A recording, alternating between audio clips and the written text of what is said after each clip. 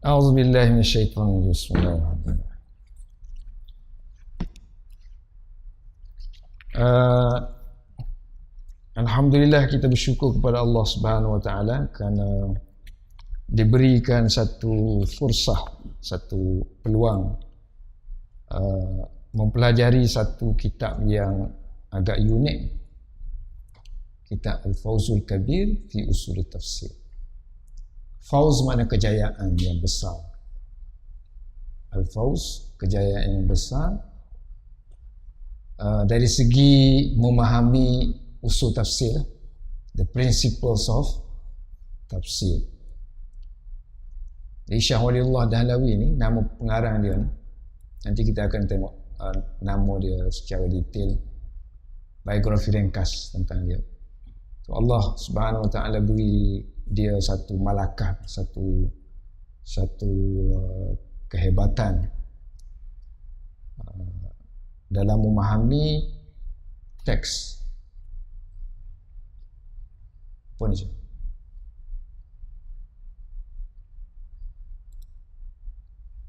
Dalam memahami teks Al-Quran, sama ada Al-Quran ataupun nas hadis, teks hadis. Dan yang unik lagi, dia ni bukan orang Arab. So mana dia dengan kita ni lebih kurang. Cuma lahirnya Allah bagi ke dia satu kelebihan. Dan Allah bagi kelebihan kepada dia pun melalui niat dia, niat family dia, bi'ah yang menyokong dia. Kerana ayahanda dia pun seorang yang warak, alim. Dan dia sendiri ditarbiah tu daripada kecil lagi. Umur 5 tahun lagi belajar. Umur tahun start belajar. Umur 7 tahun mula belajar Arab. Arab semua. 10 tahun tu mengaji kitab sahih hebat-hebat. Umur 10 tahun. Yang orang Al-Quran ni umur 10 tahun. Kita umur kan nak mati lah.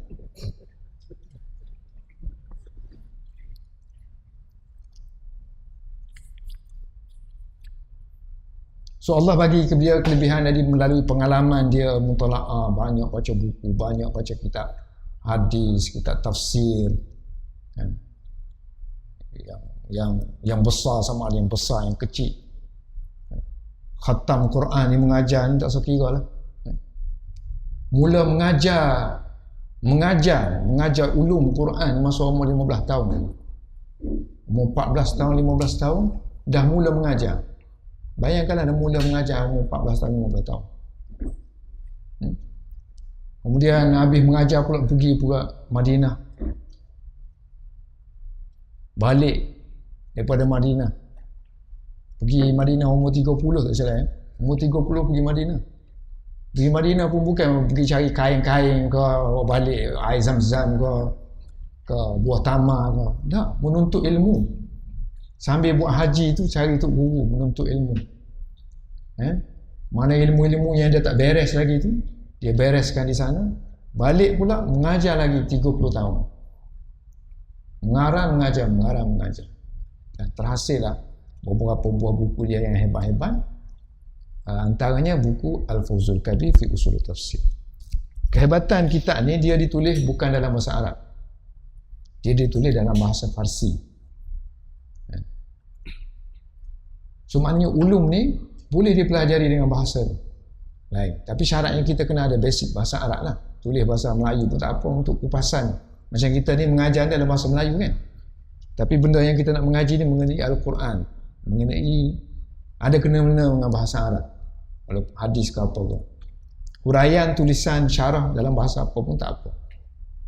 So oleh kerana kehebatan kitab ni tulis dalam bahasa Farsi, hebatnya kandungan dia, maka adanya orang yang ambil inisiatif untuk menterjemahnya ke dalam bahasa Arab. Dan lama kelamaan dijadikan teks di institusi-institusi pengajian agama, terutama sekali di madrasah. Kalau di benua India tu tak sekira lah. Memang wajib dah. Benua India artinya India, Pakistan, Bangladesh, Afghanistan, apa semua tu, stan tu. So dia orang dah jadikan kitab ni sebagai panduan dia dalam memahami tafsir. Memahami tafsir.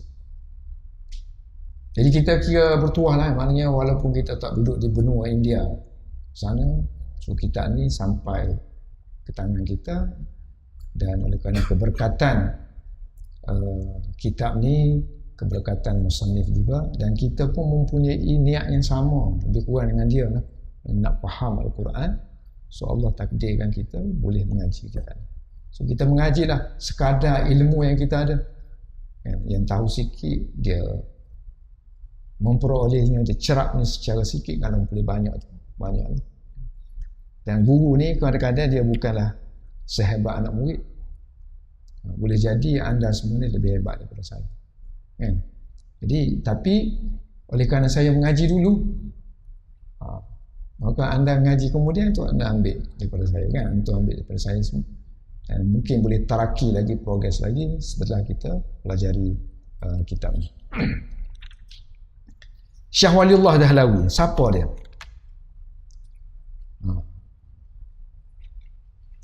Syah Waliullah Dahlawi. Dalam yang Melayu kita ni pun tak ada tulis siapa pun. Kitab ni oleh siapa? So Al-Fawzul Kabir fi Usul Tafsir, kalau kita tengok yang kertas dia tu, kan, so dia ada ujung dia tu di bawah tu. So dia kata katabahu bil Farisiyah, ditulis di dalam bahasa Parsi oleh seorang imam. Oleh kerana dia dah meninggal dan dia ni hebat dalam semua segi, maka kita letakkan dia sebagai awal leader lah. So imam, dan gelaran untuk orang yang elders, yang senior, kita panggil syekh, kan? Dan dia juga seorang muhaddis besar. Dia ada tasnif karangan-karangan dalam bidang hadis, macam Musaffa, Musawwa, syarah kepada Muwatta. Dan dia juga ada tulis apa tu, kalau kita belajar Bukhari, Tarjamatul Abwab, babun dalam Bukhari tu, kan, apa maknanya, apakah maksud Bukhari dengan tajuk-tajuk yang dikemukakan. So, dia ada satu risalah tentang Abwabut Tarajim, bab-bab dalam Bukhari, yang ditulis oleh Syah Waliullah Dahlawi. Kalau kita di India, kitab-kitab yang dikarang di India, kitab Bukhari yang sahih besar tu, so kitab tu first page dia tu ada dimuatkan tentang Abwabut Tarajim oleh Syah Waliullah Dahlawi. So nama dia sini dia tulis Ahmad bin Abdul Rahim. So, Ahmad bin Abdul Rahim, tulis segi nama lah, kan.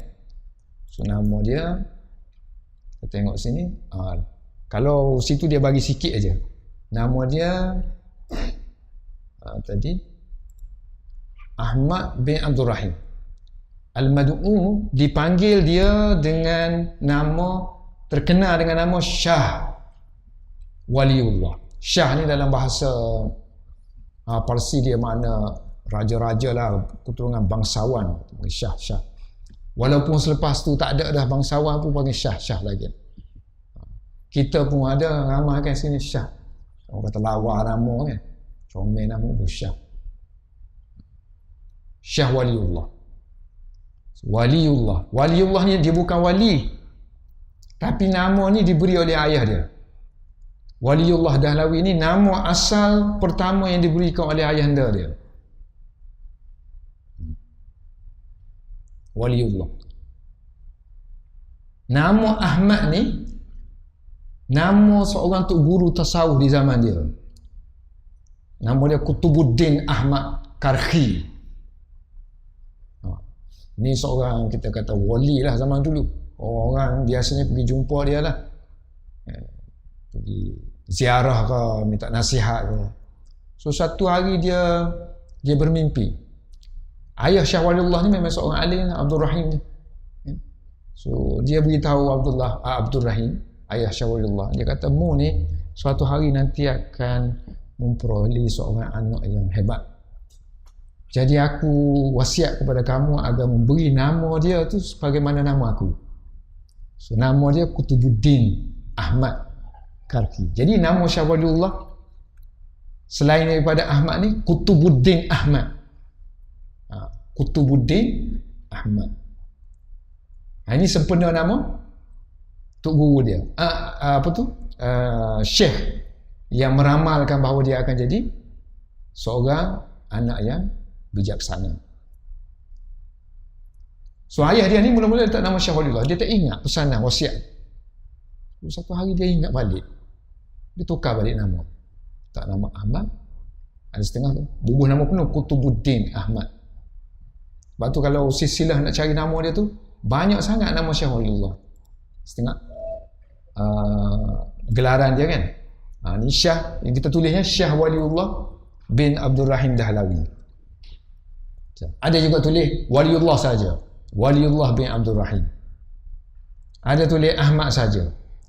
Kutubuddin ni sempena nama tadi kan. Kutubuddin Ahmad Farqi, ada tulis Kutubuddin saja.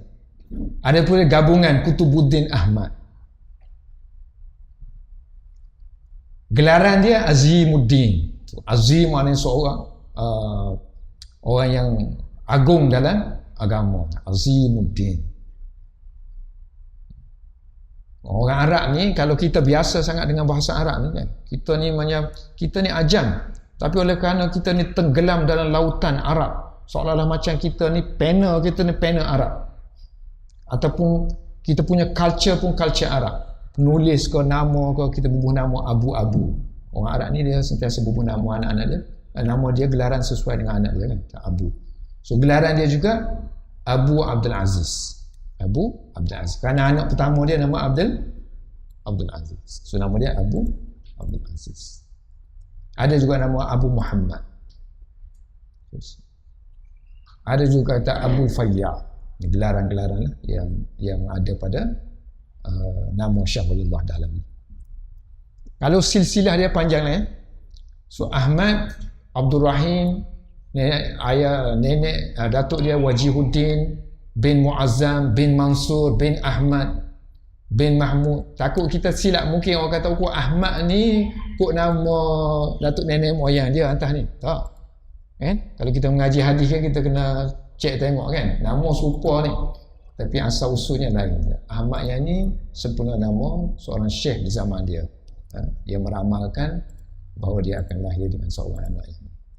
Ahmad bin Mahmud bin Kiwamuddin bin Qadi Qasim bin Qadi Kabir bin Abdul Malik bin Kutubuddin bin Kamaluddin bin Syamsuddin, sehinggalah keturunan dia ni, belah bapa dia sampai ke Sayyidina Umar radhiyallahu anhu, belah mak dia sampai ke Musa Al-Kazim, Sayyidina Ali kan, Musa Al-Kazim.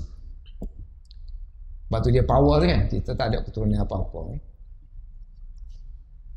So kalau kita tak ada keturunan apa-apa, kita kena ni lah, kena memulakan lah. Nanti ada natuk nenek, nanti cucu-cucu kita nanti akan sampai dekat keturunan ngaji di kelas bahasa A. Itu dulu dia. Wa kana abi wa kana ummi. So, wa kana abi wa kanat ummi. Tilmizan wa tilmizatan fi basair, Subang Perdana. Sungguh tu kita kena, benda ni dia kena lahirkan supaya akan adanya generasi. Sebab dia satu doa je. Amalan kita ni satu doa untuk generasi yang akan datang. So, generasi kita ni banyak, kita tak tahu yang mana yang akan Allah pilih untuk menggantikan, menjadi orang yang lebih besar daripada kita, ataupun merealisasikan cita-cita kita yang tak tercapai satu generasi. Tapi kita kena mula dengan kita lah. Jangan kita tak mula apa-apa, hanya mari hantar anak pergi sekolah je, hantar pergi nak kan, hantar pergi kafa, hantar pergi ni, hantar pergi ni. Kita sendiri tak mengaji langsung. Khata', salah. Dilahirkan Syekh Waliullah, orang yang hebat-hebat ni zaman dulu bukannya ada kan registration apa, tapi dia orang jaga lah dari segi kelahiran bila. So lahir hari Rabu bulan Syawal 4 Syawal tahun 1114 Hijrah. Ini dalam berapa 17 lebih dah tahun 1703.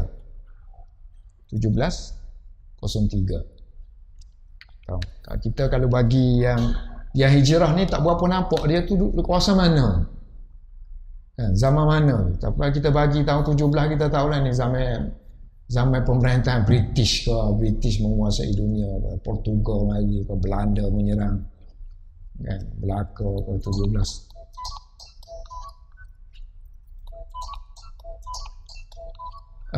Dilahirkan di satu kampung nama dia Bohlat. Kejap sebab ni mungkin hospital ni. 03. Hello? Assalamualaikum. Ya, ada apa dengan dia tu?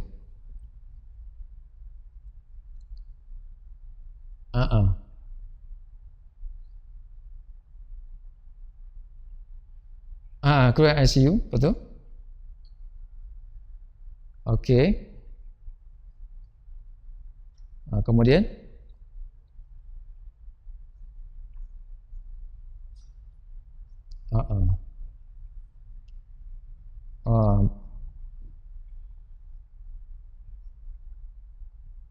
Okey. Saya datang nanti dalam pukul 2-3 lah. Boleh? Okey, sebab saya ada kelas. Okey. Tak ada apa. Dia pindah wardnya. Masuk label. Checking. So Bohlat ni orang tulis Bohlat. Tapi dia dalam bahasa Hindi sebenarnya, bahasa Urdu, dia sebenarnya Pohlat. Kalau kita belajar Urdu, orang Arab ni dia tak ada sebut P kan. Jadi ba. So dia sepatutnya dia tulis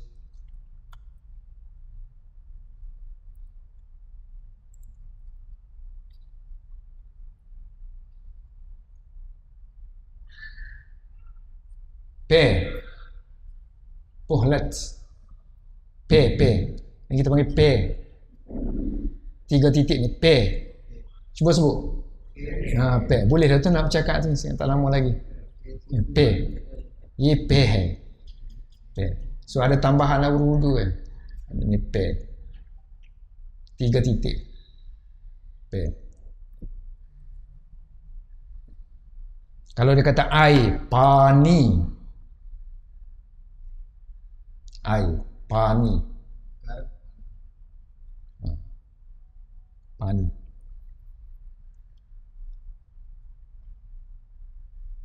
So dilahir di satu kawasan District of Muzaffarnagar.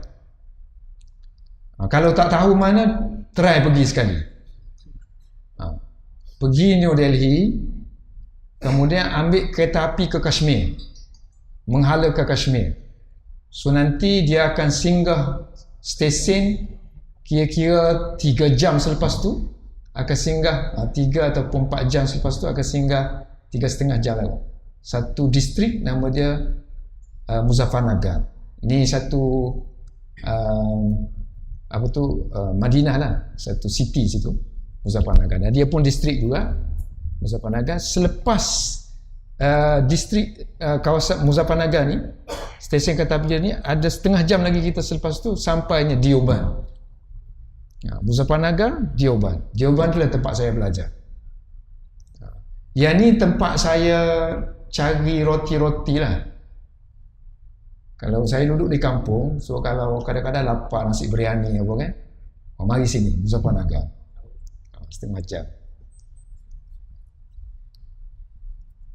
Ni kalau sampai duit ya. Masa tu berasa nak makan nasi biryani, mari sini. Kalau kita tengok dari segi zaman dia dilahirkan, so lahir zaman akhir zaman Aurangzeb, Alamgir. Tak biasa dengar nama Aurangzeb. Kalau sejarah Inggeris dia kata raja yang paling zalim, kan? Ikut sejarah Islam, dia raja yang paling hebat, paling adil, paling boleh diletakkan sama dengan khalifah-khalifah adil, kan? Kalau Sayyidina Umar Abdul Aziz, kan, selepas Umar Abdul Aziz, kalau nak letak masuk lagi Aurangzeb Alamgir.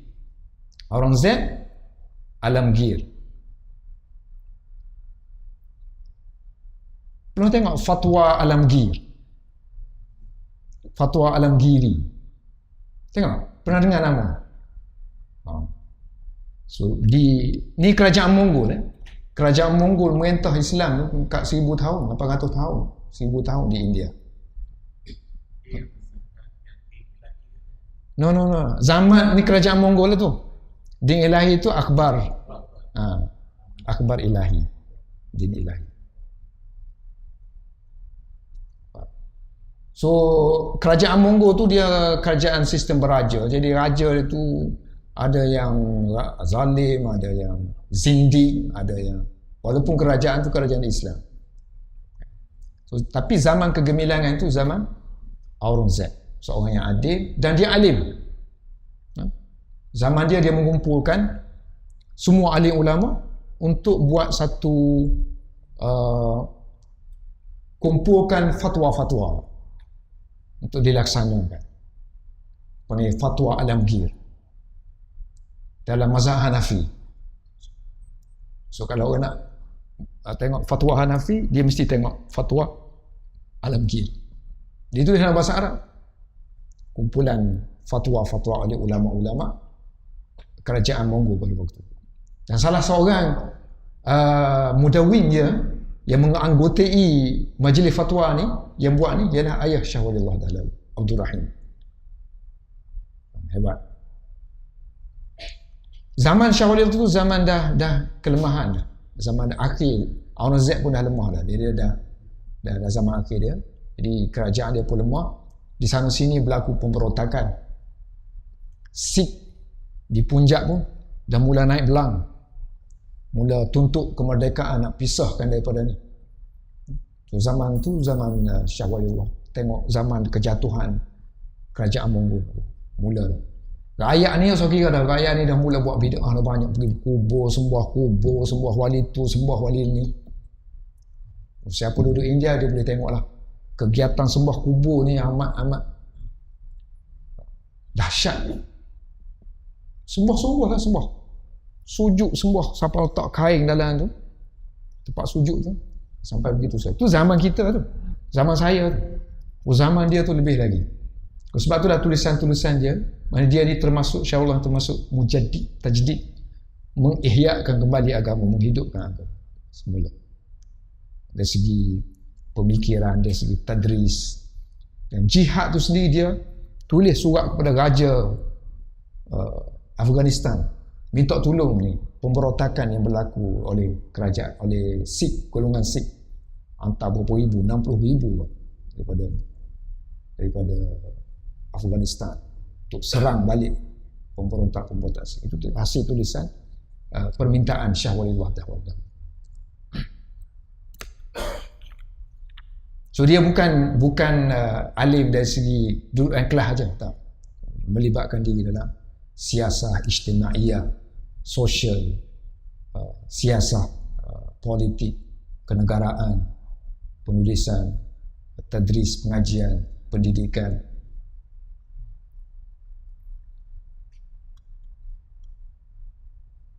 Alim ulama waktu tu sibuk dengan ilmu-ilmu makulat, dia panggil. Ilmu-ilmu makulat. Ilmu-ilmu yang mantik, falsafah. Kita ilmu tinggi tu, logik, filosofi. India terkenal lah dengan tu. Walaupun dalam bab Islam. So dia tinggal ilmu hadis ni tak berapa ni. Tak berapa berjalan. Sebab tu dia pergi ke Madinah, balik tu terus buat satu revolusi. Jadi bermula daripada dia lah, maknanya ilmu hadis tu mula dikembangkan di benua India. Sebab itulah kita nama dia Musnadul Hind. Musnad al-Hind. Sanad ni sanad hadis ni kita panggil, dia menjadi paksi kepada sanad hadis di benua India. Sampai sekarang ni sanad-sanad kalau orang belajar India Pakistan mesti melalui dia. Malah satu ketika negara Arab terputus dengan sanad-sanad hadis. So terpaksa mengaji dengan anak-anak murid di Syawalullah apa semua, yang anak murid kepada anak-anak dia. 4 orang anak dia ni mewarisi ilmu dia, ilmu hadis. Dia orang yang memperkembangkan ilmu hadis sampai kepada kita sekarang ni. Ada sedikit sebanyak ilmu hadis ni mesti ada jalur-jalur daripada Syawalullah Ta'ala. So kita harapkan kita insya-Allah menyambung kembali legasi warisan yang dibina oleh Syah Waliullah dengan kadar yang kemampuan yang kita ada. Kita duduk dalam majlis gini pun dikira sebagai kita menghidupkan amalan tajdid, alaman perubahan Islam, biar meninggalkan kita daripada zaman-zaman jahiliah. Mungkin kita tak hidup zaman jahiliah, kita hidup zaman larawiyah. Lara, tak ada buat apa kan, duit ada, habis gitu je duit, masa pun habis gitu juga. Tengok bola Brazil, Portugal, orang ni kalah sedih, tak tidur malam, sedih, tak makan nasi, kalah kan? Spain kalah, tak makan nasi.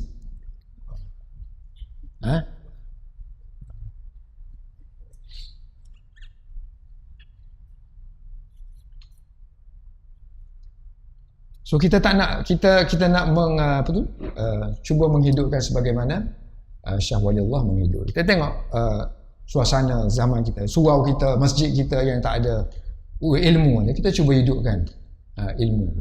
Daripada ilmu hanya sekadar selepas maghrib ataupun selepas subuh. So kita tarik balik, kita tarik kepada majlis lebih serius sikit kan. Biarlah dia pensel dalam kelas pun tak apa kan. So dia pensel dalam menuntut ilmu. Dan semua orang ada masalah, tak ada orang tak ada masalah. Mesti ada keuzuran. Tapi keuzuran tu kita tak mari bukan dalam keuzuran, kita sambung balik. Bila kita dah ada ni. Jangan ilmu ni jangan kita di satu tahap saja. Cari yang mudah. Tengok Syawalullah. Daripada kecil tu ada ilmu yang tak cukup. 6 bulan nak pergi ni. Nak pergi Madinah naik kapal 6 bulan. Balik 6 bulan. Kita cepat sebab tu tak ada. Cepat balik. Tak sempat nak mengaji. Balik terus. Tak sempat nak cari syekh. Cuma cari nasi arak aja di sana. Balik jubah-jubah. Tama-tama yang pelbagai. Air Zam-Zam setengah 2. Balik bagi-bagi. Padahal sepatutnya air Zam-Zam niat biar kita ni jadi kuat, bertenaga sikit kan. Nak belajar, nak apa. Ini kesilapan kita lah, kita kena serius sikit. Kelahiran habis mengajar. Yang ni saya kata tadi, dia mula dari segi silsilah dia belajar ni, mula umur 5 tahun lagi dah belajar. Syah Waliullah dah lalu. So kita cerita ni supaya membangkitkan semangat sikit kita, tu anak kita, cucu kita, ke siapa-siapa. So daripada 5 tahun belajar, 7 tahun tu tamat dah Al-Quran. Saya tak pasti ni hafaz Quran ke, orang zaman dulu dia dah hafal biasanya. 7 tahun habis. Lepas 7 tahun tu dia tak main-main lagi, tak? Terus sambung mengaji bahasa Parsi. So bahasa Parsi hari tu bahasa Sarkari Zaban, bahasa rasmi kerajaan, bahasa Parsi. Mongol, kerajaan Mongol waktu tu bahasa rasmi dia bahasa Parsi, Persian. Sebab tu kita tengok kitab-kitab, tulisan-tulisan zaman dulu banyak in Persian. Hatta fatwa-fatwa dia orang pun in Persian. Sebab tu di madrasah di India dia wajib kena belajar bahasa Parsi supaya ni banyak literature yang macam fatwa-fatwa apa semua ditulis dalam bahasa Parsi. So kena belajar juga. Saya pun belajar juga sikit-sikit. Sekarang ingat tak tahu. Tak guna banyak sangat. Melainkan untuk baca-baca ini. Belajar bahasa Parsi berapa tahun dia belajar? Umur 7 tahun. 1 tahun dia belajar. Habis, complete. Bukan. Macam saya ngajar bahasa Arab kata, bahasa Arab ni kena ngaji 1 tahun saja. Grammar 1 tahun lalu habis. Gitulah.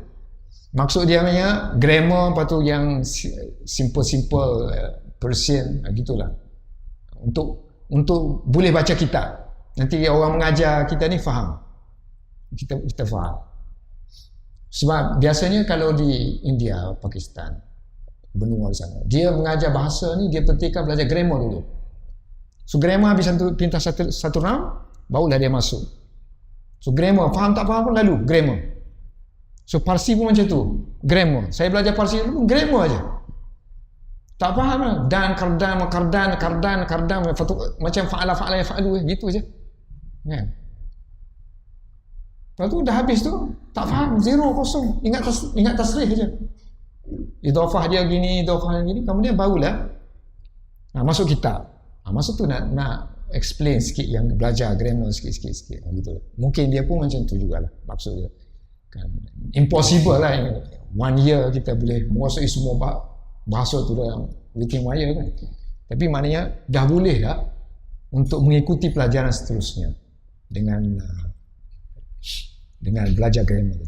So 1 tahun dia ambil masa untuk belajar bahasa Parsi. Kemudian terus masuk belajar bahasa Arab. So bahasa Arab begitu juga. Nahwu saraf awal dulu. Starting in nahwu dan saraf. Almost 10 tahun tu belajar syarah jami. Syarah jami ni macam Alfiyah Ibn Malik dah syarah Ibn Aqil.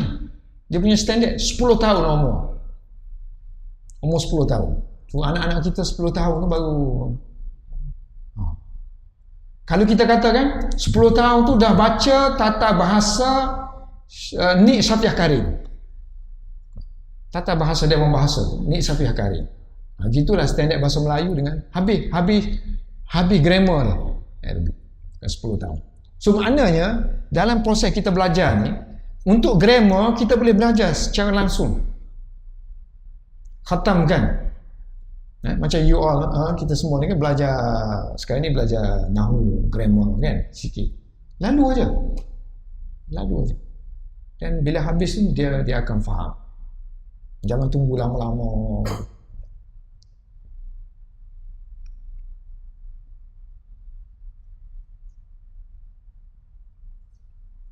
Lepas tu mulalah belajar kitab-kitab. Umur 13 tahun complete semua kitab-kitab darsi, silibus habis umur 13 tahun. Maknanya fiqh, usul fiqh, hadis, syair, tak syair, balaghah habis, syarah, akidah apa semua. Guru dia siapa? Ayah dia, Abdul Rahim. Sebahagian besar kitab dipelajari dengan ayah. Waktu tu ayah dia dah tua dah, masih sempat lagi mengaji.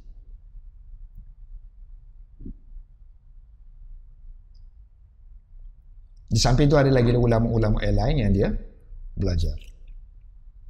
Dan ilmu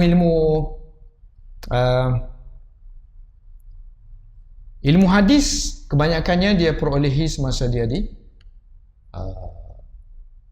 Tanah Haram. Masa umur dia 30 tahun. Dia pergi ke Madinah. Tahun 1143. Ni. 1143. Dia mula pergi sana, dan di sana dia mula membuat pengajian 2 tahun di sana. 2 tahun dia pergi mengaji hadis. Masa tu ada guru dia yang hebat, nama Syekh Abu Tahir. Syekh Abu Tahir Al-Kurdi. So kalau sanad Syariullah ni mesti melalui Syekh Abu Tahir Al-Kurdi. Orang Kurdi, Kurdistan, Iraq, Kurdistan, duduk di Madinah mengajar hadis. So, kebanyakan kitab-kitab hadis dia habis dengannya. Di samping ada syekh-syekh lain seperti Syekh Wafdullah Al-Maliki Al-Makki Tajuddin Qadi Makki. Orang seorang yang bermazhab Hanafi. So dia mengaji kitab Muwatta Imam Muhammad, kitab Musnad Darimi dan sebagainya. Itu sejarah ringkas Syawallah Dalawi. Kahwin umur 14 tahun. Umur 14 tahun dah kahwin. So, dan isteri dia 2 orang. Yang pertama tak silap saya meninggal masa mana? Tu tak tahulah isteri nombor berapa. Udahlah. Tak, memang dia kahwin belah-belah lah isteri, belah-belah. Dia dah umur berapa belah-belah, so dia dah ada anak lah. Kejap dah anak.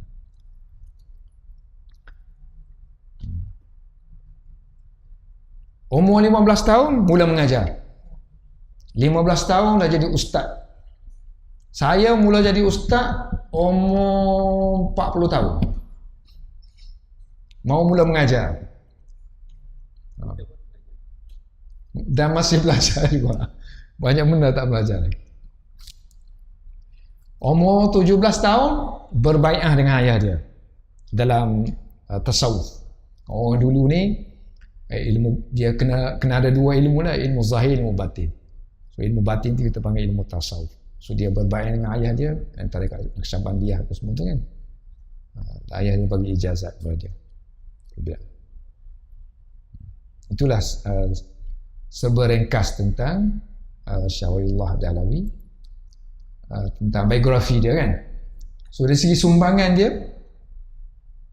dia tak apalah, hari ni kita habiskan sikit lah, supaya kita nak baca sendiri pun sekali ni je ketemu atau tak lah kan, mungkin tak jumpa lah. Di antara sumbangan dia melakukan proses tajdid di India pada waktu itu kan? Pembaharuan dalam bidang mengajar, islah masyarakat dan juga tasnif, karang mengarang. Mengajar, sudah mengajar ni dia menyediakan pewaris ilmu. Pewaris ilmu. Macam saya mengajar lah, lahir dah anak seorang dua jadi tenaga pengajar kan. Kalau yang lain tak jadi tenaga pengajar, dia menolong dalam proses yang lain. Tapi dia ramailah ulama-ulama yang lahir di bawah dia, Syah Waliullah, yang tarik Dioban yang tempat saya belajar ni, semuanya melalui tarik inilah. Di antara yang jelas tentang anak murid dia ni lah anak dia sendiri, Syekh Abdul Aziz, Syekh Rafi'uddin, Syekh Abdul Qadir, Syekh Abdul Ghani. Daripada Abdul Ghani ni lah lahirnya tarik Dioban. Yang Dioban punya ni, Qasim Nanaturi ni belajar dengan anak cucu dia, ilmu hadis terutamanya ilmu hadis. Artinya dia mencetak manusia, rijal-rijal.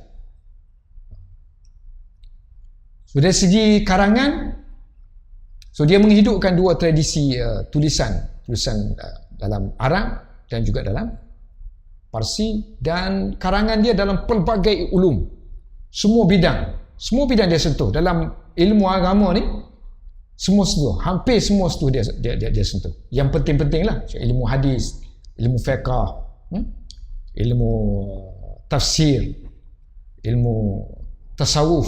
Ini yang kita kumpulkan. Ilmu falsafah. Falsafah ini termasuk falsafah agama tu sendiri, tentang rahsia-rahsia ilmu syariat. Kitab Hujjatullah Al-Balighah yang hebat, yang digunakan oleh hatta orang Arab menerima ni sebagai satu kitab yang hebat. Hujjatullah Al-Balighah, hujah-hujah Allah yang nyata.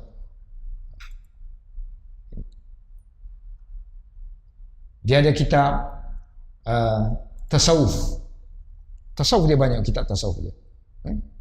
At-Tawaf 1, 2, 3, 4, 5, 6, 7, 8, 9, 10, 11. Dan kebanyakan kitab tasawuf dia ni diterjemah dalam bahasa Inggeris oleh orientalis.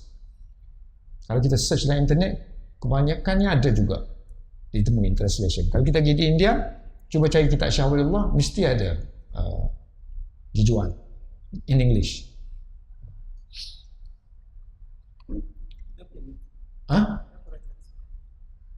Kan orang tadi zaman dia perintah kita dulu kan, dia banyak menceduk ilmu-ilmu semua kan. So kadang dia alihkan bahasa, kadang dia tak alih, dia bawa balik aja. So dia pun ada pengajian orientalis, pengajian Islam bahagian timur kan. Dan riwayat hidup Syah Waliullah ni juga boleh diperolehi oleh tulisan dengan abad detail juga oleh siapa ni? Saya ada Gibran.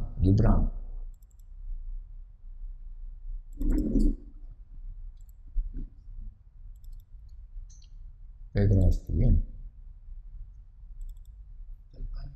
Jelmani, ya, Jelmani. Mana ya? Saya tak mana. Terjemahan. Life.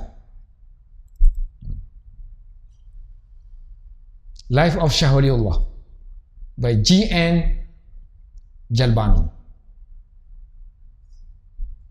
Ini dia scan ni.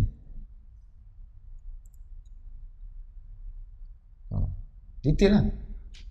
Cukup lah nak tahu mengenai dia. So kalau tak nak beli, ni lah, download dia lah. Internet. Kumpulkan. Sirah dan tarikh.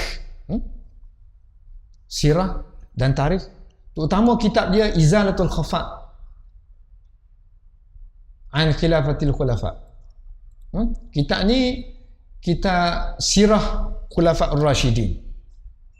Dan dia punya, sehingga orang Syiah tak senang hati dengan kitab ni. So kalau kita nak baca kritikan dia terhadap Syiah, boleh baca ni kitab ni. Kritikan maklumat tentang Syiah against Sunni kan. Jawapan-jawapan iskaliat, problem-problem yang ditimbulkan oleh golongan Syiah.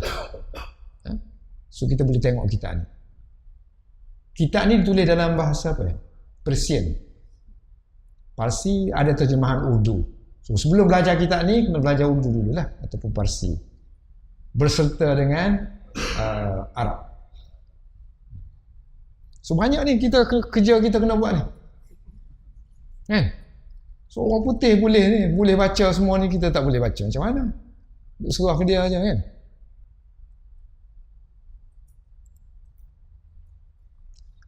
Dan dia ada kitab usul fiqh. Usul fiqh berkenaan dengan fiqh. Dan dia ni orang yang mempopularkan tentang ijtihad. Tentang ijtihad. Lagi tentang tafsir. Yang ni yang kita lah. Tafsir. Kitab Fawzul Kabir. Dan dalam kitab Fawzul Kabir kita ni, di belakang dia tu ada satu risalah. Ada setengah kitab letak, ada setengah kitab tak letak. Macam yang kita ada ni tak letak lah.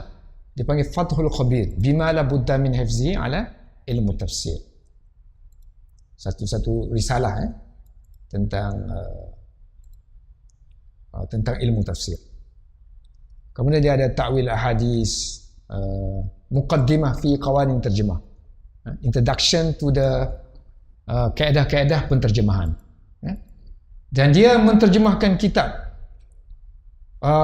Al-Quran, menterjemahkan Al-Quran dalam Persian, dalam bahasa Parsi.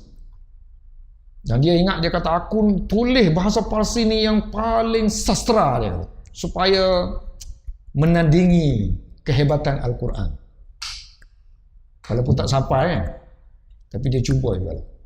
So maknanya dia di samping hebat, bahasa Arab dia ni termasuk orang yang dikira sebagai adib, sastrawan. India ni duduk di India, tapi bahasa Arab dia tu tinggi, hebat.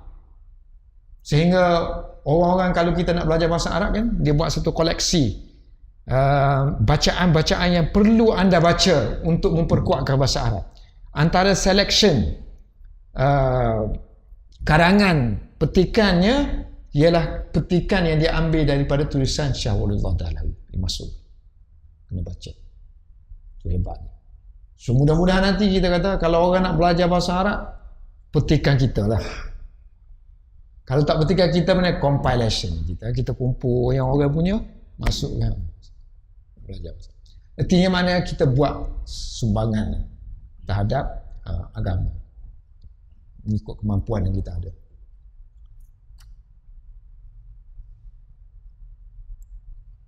So dia tulis ni kerana ada isu Syiah di zaman dia dibangkitkan.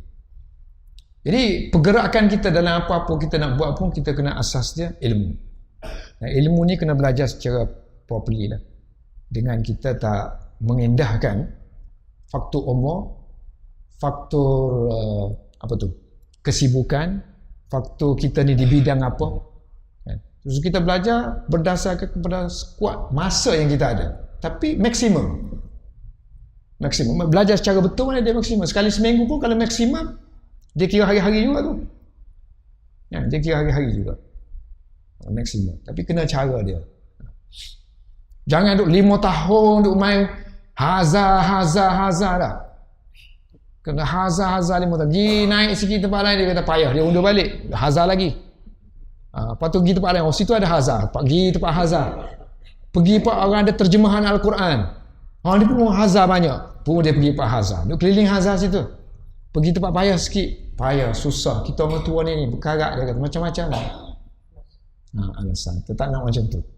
Kita nak, kalau benda lain kita boleh buat, benda ni kita kena buat. Malah kita kena buat. Sebab ini Al-Quran. Al-Quran ni yang kita duk puja, yang kita duk kata ni, kata itu. Demi Al-Quran. So kita nak faham Al-Quran. Kalau boleh kita nak faham, sahabat faham. Kan? Sahabat faham bukan melalui terjemah perkata tu.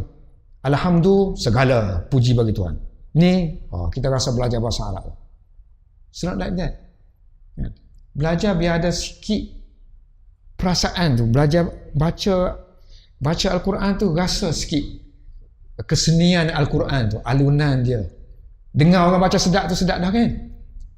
Tu dengan kita nak biar kita yang suara tak sedap ni, yang tak mengeluarkan suara, tapi bila baca Quran tu sedap. Quran tu dia bahasa yang sedap. Nak sedap dia kena ada bandingan. Kalau kita baca terjemahan ataupun i'rabul Quran, mana sedap Al-Quran? Dia bertelingkah je. Ini khabar mubtada. Itu bukan maksud Syekh Waliullah Dahlawi dalam usul tafsir. Usul tafsir ni dia nak kita buang semua i'rabul Quran, buang lurah, buang semua. Faham Al-Quran as how sahabat faham. Sebagaimana sahabat faham. Buang faktor-faktor ilmu-ilmu ni. Buang. Macam mana sahabat faham? Ini kena ilmu tafsir. Melalui kontens Al-Quran. Kan ada sikit kebahasaan itu. Bahasa pula bukan bahasa ni. Bahasa yang indah tu. Bahasa yang indah. So maknanya kita kena ada sikit pengetahuan tentang syair. Supaya ada bandingan tu. Bandingan, rupanya Quran gini. Baru ada bandingan. Kan? Kalau kita nak banding orang ni, bahasa dia sedap ni, bahasa dia ceramah sedap. Sebab kita tahu ada orang ceramah tak sedap. So macam mana kita nak kata Quran ni indah? Kalau kita tak ada satu teks yang seakan-akan Al-Quran, yang jadi challenge kepada Quran, kan? Dan dia kata, ni bukan syair ni. Quran berkali-kali dakwakan ini bukan syair. So artinya zaman tu zaman syair. So kita kena tahu sedikit sebanyak tentang syair. Kena belajar kacir kata. Sungguh-sungguh sampai boleh faham sikit syair. Kalau matlamat kita nak faham Al-Quran, nak rasa zauq sikit, zauq Al-Quran. Dia Syekh Waliullah ni dia sampai peringkat tu lah, sampai tak tahan sangat tu, tepu dah. So dia keluarkan dalam bentuk usul tafsir. Supaya mu ni nak baca Quran, gini kena. Kamu bacalah kitab tafsir banyak mana sekalipun, kamu tak akan sampai kepada zauq itu kalau kamu tak ada pengetahuan terhadap beberapa faktor ataupun ciri-ciri yang seharusnya seseorang yang nak baca Quran dia kena ihtimam, kena ada perhatian sikit, kesedaran terhadap maklumat-maklumat. Seberapa maklumat yang dikumpulkan oleh Syekh Waliullah Dahlawi. Dan kalau kita ada maklumat lain boleh tambahkan.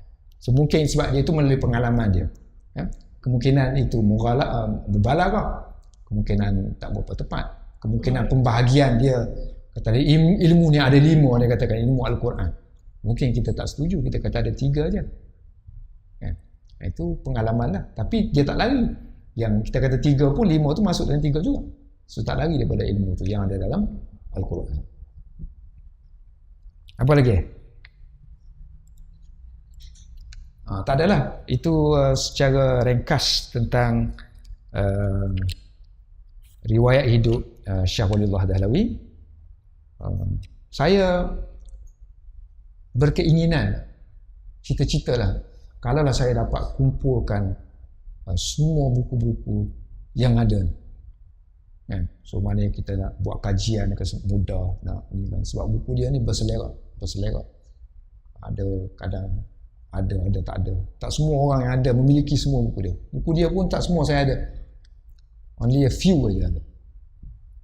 Ada seorang lecturer, dia tanya saya, kalau ustaz nak, dia pun nak juga. Dia nak, memang dia fokus kepada pengajian Syarul Dahlawi. So dia tak ada banyak sangat buku dengan dia tentang Syarul Dahlawi. Dan buku ni kebanyakannya, kalau ada pun, ada di Pakistan. Pakistan ni lubuk ilmu. India dah tak ada dah. Lubuk tu dah tak ada. India ni hanya ada akhlak ilmu. Akhlak ilmu terpelihara. Pakistan ada lubuk ilmu, akhlak payah nak jumpa. Sebab dia perang, dia rasuah, dia ni, dia itu kan, kelang kabut semua kan. Minta kirim 3 jilid, kirim 2 jilid aja. Pakai kopiah dah tu. Payah. So kalau siapa ada peluang pergi ke Pakistan, jangan ziarah Himalaya saja. Cari kitab-kitab, bawa balik, kumpulkan. Biar kita tak boleh baca kan. Saya lah pemilik kata khazanah Syarul Dahlawi.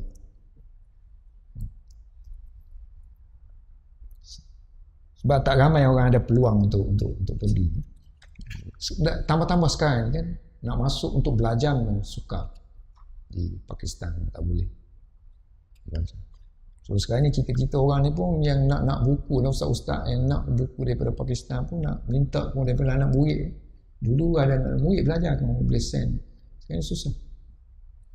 Hantar melalui pos 4 kali 5 kali ganda punya, 10 kali ganda kos. Bismillahirrahmanirrahim.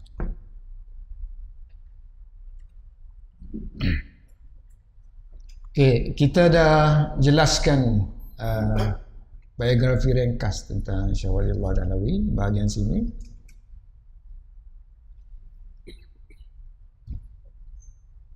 Kemudian kita tengok penterjemah. Sini dia naqalahu ila al-arabiyyah wa 'allaqa alaihi. Kitab ni dipindahkan ataupun diterjemahkan, naqalahu.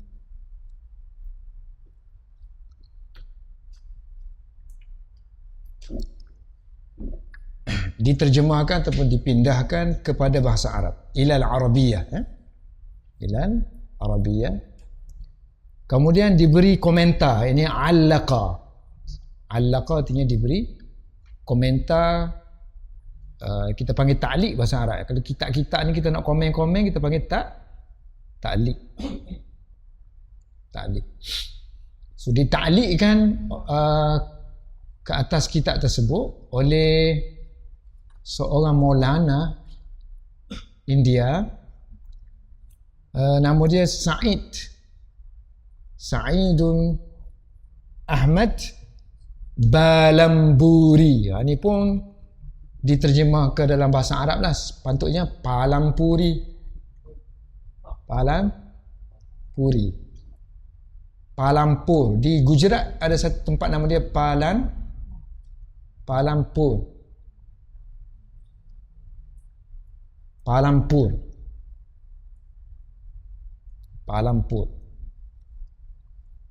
Ni orang Gujarat. Tahu tak Gujarat di mana?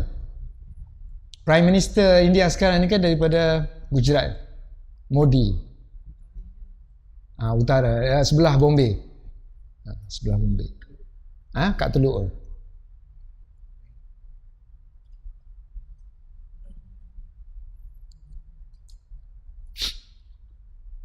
So pa ni jadi ba. Pa ni tukar, pe ni tukar kepada ba. Balamburi.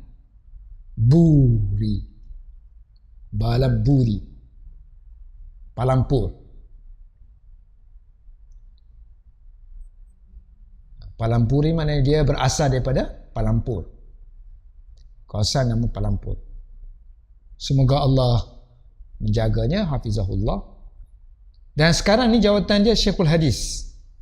Syekhul Hadis di tempat saya belajar namanya Darul Ulum. Darul Ulum Dioban.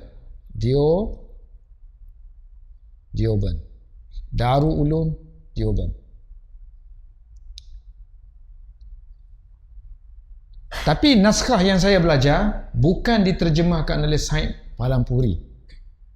Kan? Mula-mula diterjemahkan oleh seorang yang tidak diketahui namanya siapa. Dan tapi ditulis di bawah tu oleh kalau kita tengok sini Maktabah Muniriyah, Munir Al-Munir.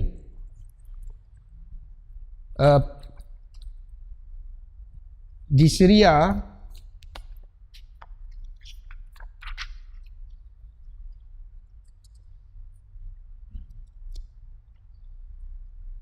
Muhammad Munir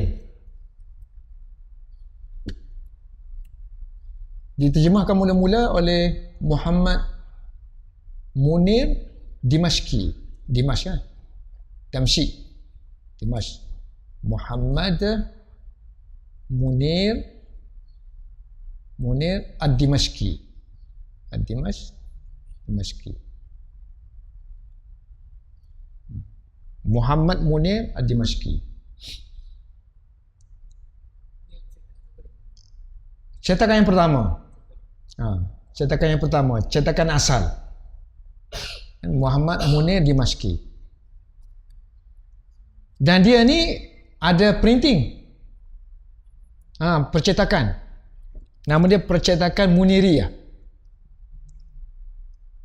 Mengikut Abu Hasan Ali An-Nadawi. Siapa Abu Hasan Ali An-Nadawi? Abul Hasan Ali An-Nadawi. Siapa yang beli buku kitab Kisah Nabi itu kan?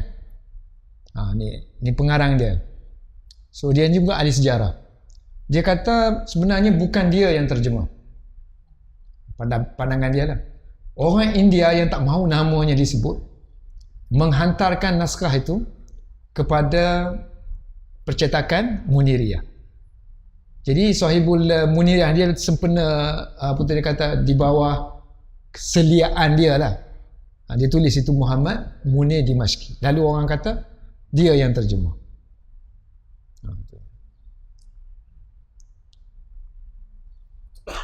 Kemudian setelah datangnya zaman Said Ahmad Palampuri, kalau tak silap saya, Salman An-Nadawi dulu. Anak saudara kepada Abu Hasan ni nama dia Salman Nadawi. So kita ingat ada sini sekejap. Ini. Salman Husaini An-Nadawi. Salman Husaini An-Nadawi. Bila dia tengok cetakan yang Muniriyah ni, Muhammad Munir ni, dia kata dia very Arabic, dia poor lah. Uslub Arab pun tak berapa kena. Waktu terjemahan bila bandingkan dengan asal pun ada sedikit kelemahan. So dia pun translate semula mengikut Zauq Arabi. Zauq Arabi dia terjemah apa? Taste Arabi. Taste. Selera Arab ataupun uslub gaya bahasa keindahan sastra Arab. Dia guna sebab dia ni termasuk orang yang dilatih untuk menulis dan bercakap dalam bahasa Arab yang indah. Ni keturunan dia ni, Abu Hasan Salman Nadawi. Cetakan yang kedua, Salman An-Nadawi. Ini Salman An-Nadawi.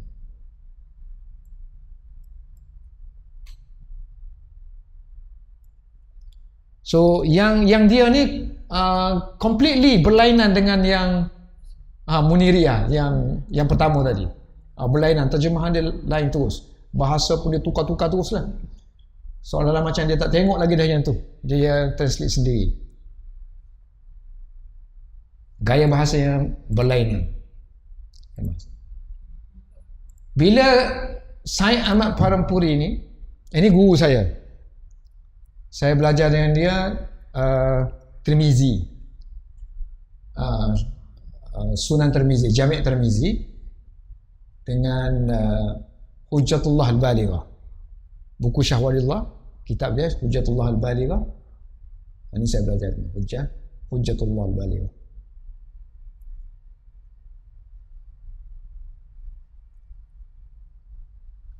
Bila dia tengok yang Maulana Salman ni, Maulana Salman dia tengok yang ni, dia kata Arabic dia pun tak cantik kan, so dia cantik kan. So datangnya Maulana Said, dia tengok terlalu indah sangat untuk dijadikan mana teks bacaan kan. So dia kekalkan yang Muniriyah, cuma dia baiki tempat-tempat yang agak problem, tempat-tempat yang problem, dan dibandingkan dengan yang Parsi. So lahirlah yang Maulana Said Parampuri, dan kebanyakan yang madrasah Diubandi dia pakai yang ni lah, yang Said Ahmad Parampuri. yang ada dengan kita ni lah ya. Yang ni Said Parampuri. Dan lepas tu dia tulis juga satu syarah ringkas. Selain daripada bagi taklid, sini dia ada taklid sikit-sikit, dia ada taklid yang panjang, mana ada komen yang panjang ditulis oleh Maulana Said Parampuri. Dia bagi nama kitab dia mana ya,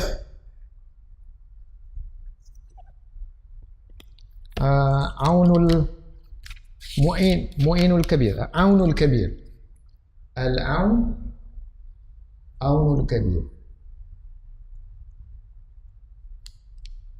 Aunul Kabir. Ini macam syarah lah, syarah kepada kitab yang ni. Syarah pun bukan syarah yang detail sangat, sebab kitab ni pun tak perlu syarah-syarah yang banyak, dia terlalu mudah sangat. Yang ni saya ada cetakan baru dan cetakan lama, tapi tiba-tiba aja cetakan baru saya tu hilang tak mana, cari-cari tak jumpa. Sedih. Yang adanya yang lama ni saya yang Fawzul Kabir.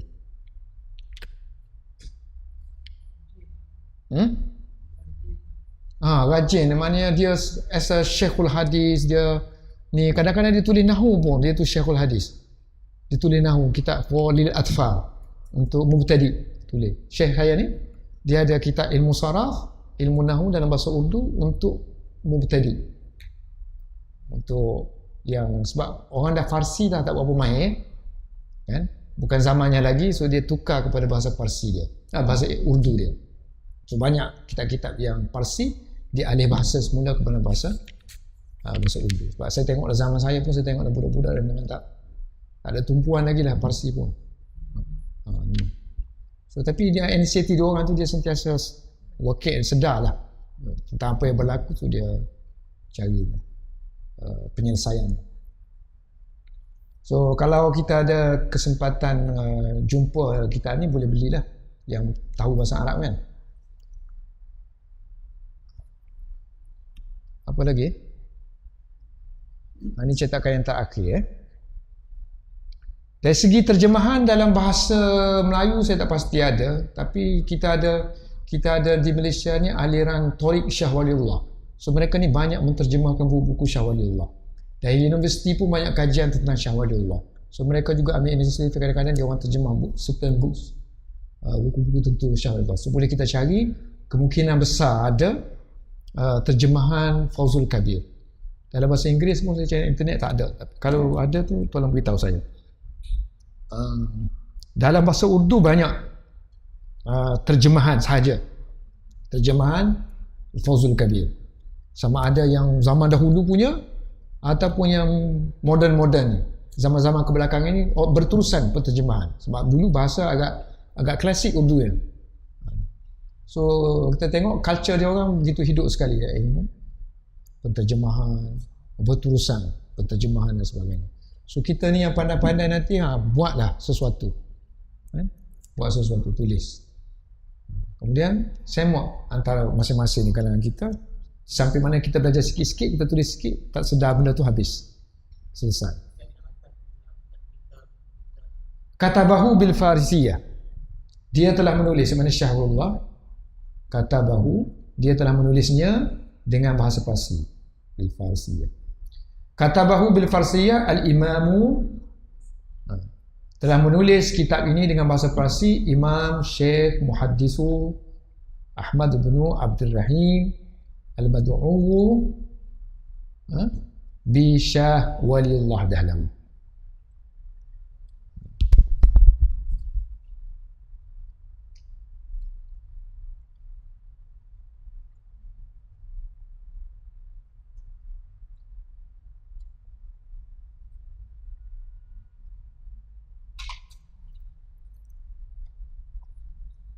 Terjemahan, kalau tengok terjemahan dia,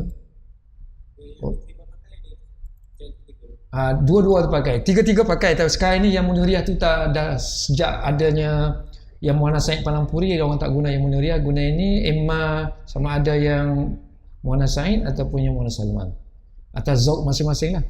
Dengan zauk adabi dia pakai yang tu, kalau zauk dia nak biasa-biasa je plain, pakai yang Muhammad Said Palampuri.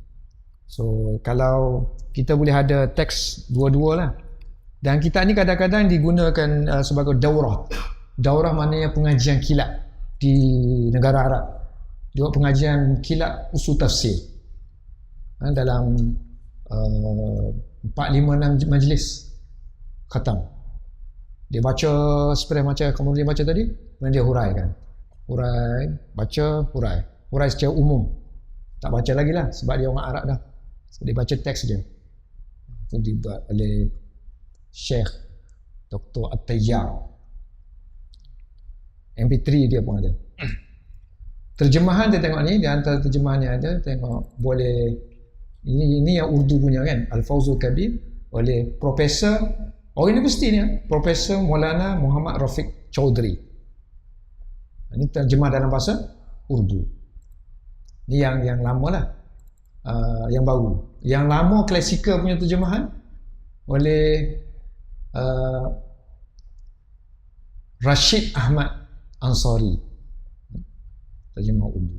So nanti kita akan ada sini terjemahan Al-Fawzul Kabir fi Usul Tafsir Malayuiyah, Melayu, oleh Tullabul Basair, pelajar-pelajar Basair.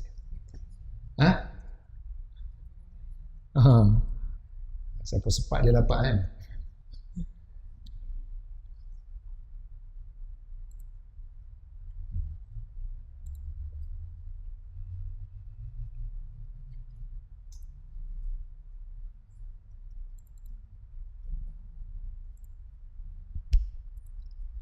And then masuk, kita dah masuk dalam ni ni baru kulit-kulit pun isi dia tu lebih kurang yang nota yang kita bagi tu, isi tu saya dah lebih kurang semua isi yang ada dalam Fawzul Kabir ni saya dah tulis dalam bahasa Melayu. Cuma kita nak tengok huraian secara detail sikit. Baik, sebelum tu kita tengok makna usul tafsir. Sini kan tajuk dia ni Al-Fawzul Kabir. Nama kita Al-Fawzul, kejayaan yang besar. Mana seolah-olah macam dia buat ni, apa yang dia telah sampai marhalah ataupun stage yang telah sampai ni ada satu kejayaan yang besar lah yang Allah Subhanahu Wa Taala beri kepada dia. Dalam bab tentang usul tafsir, memahami principles of tafsir. So kita nak tahu juga sikit apakah dia usul tafsir. Usul tafsir tu makanan raja-raja ke apa ke, rimah ke. So dia beza dengan biasanya kita jumpa ilmu tafsir. Ilmu susah.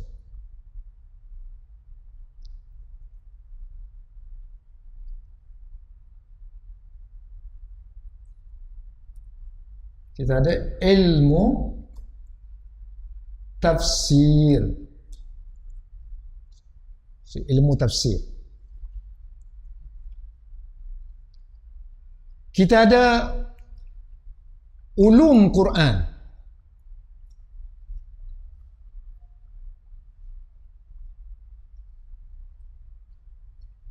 Ulum Quran. Lepas tu kita ada usul tafsir. Sini kita boleh nampak dah hubungan antara satu sama lain ni. Daripada nama ni kan. Agak-agak macam mana? Mana besar, mana kecil? Mana yang besar, mana yang kecil? Mana yang umum, mana yang khusus? Ini besar. Maknanya bidang dia, skop dia besar. Banyak. Ulumul Quran.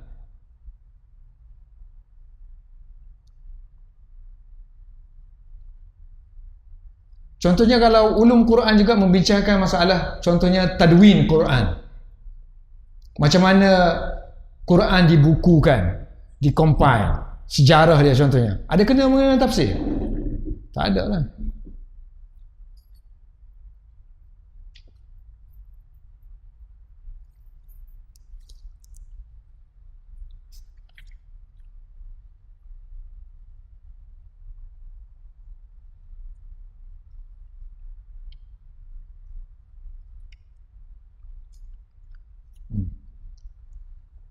So ulum Quran setengah ulama ikut according masing-masing lah dia punya pembahagian. So ada sampai peringkat membahagikan ilmu Quran ni sampai 16 ilmu berkenaan dengan Quran sahaja. Sama ada yang bersangkut dengan tafsir ataupun bukan tafsir. 16 ilmu. Dan antaranya ilmu nuzul Quran. Turunnya Quran. Sejarah nuzul Quran macam mana turunnya di Gua Hira ke apa semua kan. Ayat mana mula turun, ayat mana akhir turun. Nuzul Quran. Yang kedua ilmu qiraat. Qiraat, bacaan Al-Quran. Qiraat 10 qiraat, 7 qiraat. 3 ilmu tadwin tadi, tadwin Quran. Bila Quran tu ditulis, kemudian disusun, kemudian dikumpulkan. Bila, siapa? Zaman Abu Bakar macam mana? Zaman Rasulullah macam mana? Zaman Abu Bakar macam mana? Zaman Umar macam mana? Zaman Osman macam mana? Sejarah dia lah kita. Sejarah tadwin Al-Quran, ilmu tentang tulisan-tulisan yang digunakan. Kita panggil resam Quran. Yang kita tengokkan, kita ada resam Osmani kan. Resam-resam yang digunakan, sejarah dia.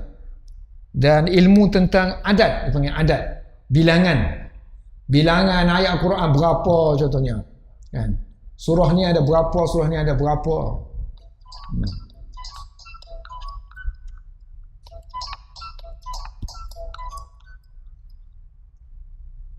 Yang ni tak payah lagi. Bukan hospital je kita jawab. Kemudian ilmu tentang fadilat Al-Quran. Fadilat Al-Quran ni banyak dikumpulkan. Sampai ada orang tulis satu buku pun mengenai fadilat, kelebihan-kelebihan Al-Quran, kelebihan surahnya, kelebihan ayatnya kan. 7 tentang ada lagi khasa'isul Quran. Ini saya tak tahu ni, saya tak cek lagi dia apa benda. Khasa'is, ciri-ciri khusus Al-Quran. Skop dia saya tak tahu. Kemudian perkara-perkara yang tutup kan. Silent.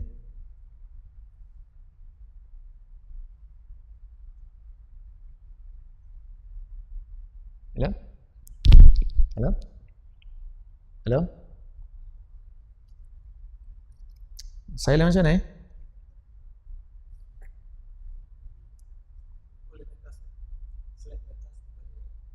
Oh, atas ni. Tolong je. Orang tua tak pandai. Bilangan adat.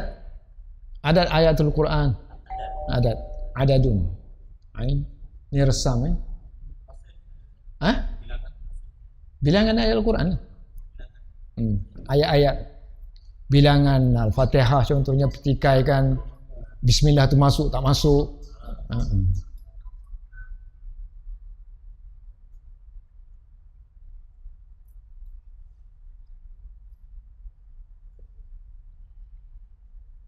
Tu pergi setting rasanya. Setting ada mute.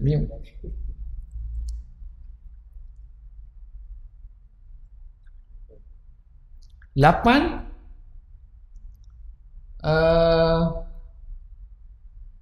perlu saya tulis tak? Perlu perkara mubahamat dalam Al-Quran. Mubahamat, perkara-perkara yang tak jelas. Mubahamat dalam Al-Quran. Ayat mutasyabih ke apa kan? Mubahamat. Alif Lam tu apa? Alif Ma Mim Sad.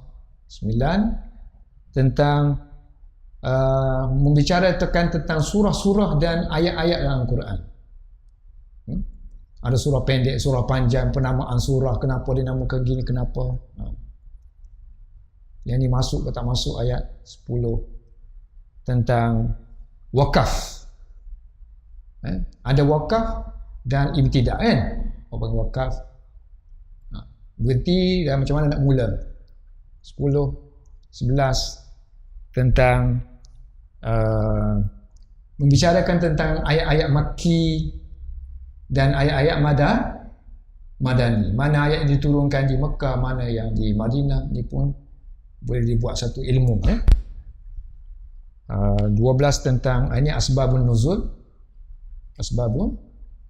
13 tentang ilmu tafsir.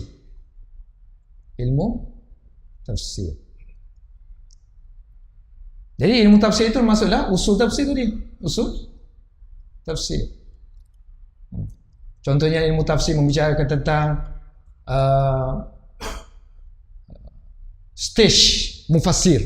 Stage dia, zaman tabi'in siapa, zaman sahabat siapa, kemudiannya tabaqah, kita panggil tabaqah. Peringkat mufassir. Dan kita belajar juga tentang manhaj. So setiap mufassir ni dia ada uslub, dia ada kaedah dia tersendiri. Misalnya ini manhaj bahasa Arab saja. Ini manhaj falsafah, ini manhaj sufi. Guna kaedah sufi je dalam mentafsirkan ayat, kan? Ini manhaj mantiki, siasi, haraki, kan? So, manhaj mufassirin.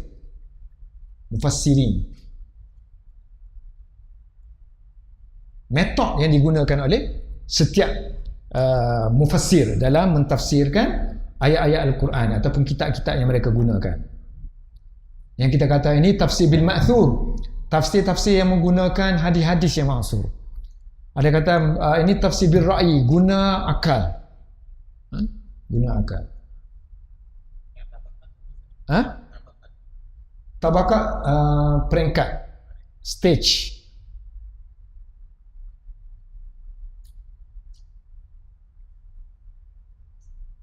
Ini lebih kepada kita masuk tarikh lah. Dia kurung ke mana, dia era sahabat ke, tabi'i ke, abad yang keberapa.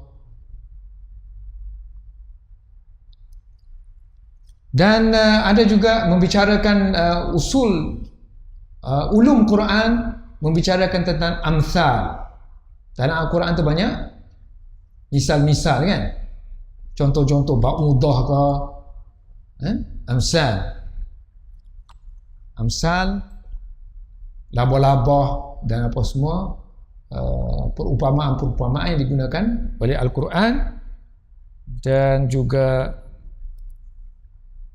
jenis-jenis sumpah, aqsam Al-Quran.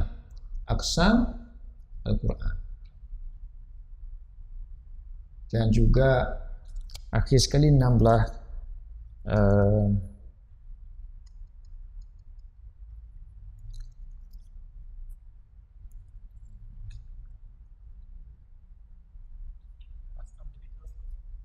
sumpah.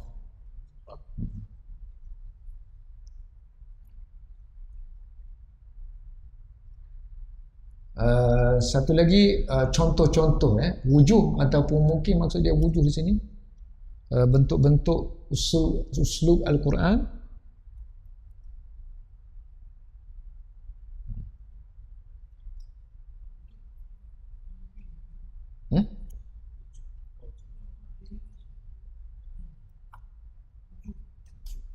Teruk sangatlah saya punya.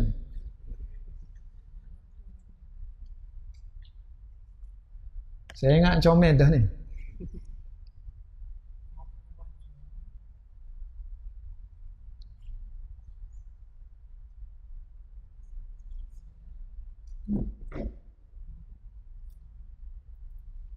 So kita kecilkan sikit, dia nampak semua.